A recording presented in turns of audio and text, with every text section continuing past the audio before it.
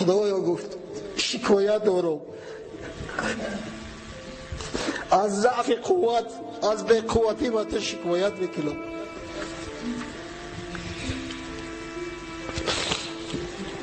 اللهم الیک اشکو ضعف قوتی و قلت حیلتی و هوانی علی الناس. از ضعف قوت، از بی‌علاجی، از اینکه از دستم هیچ کاری نمیآید، از خار و ذلیل شدن پروردگار را شکایت میکنم.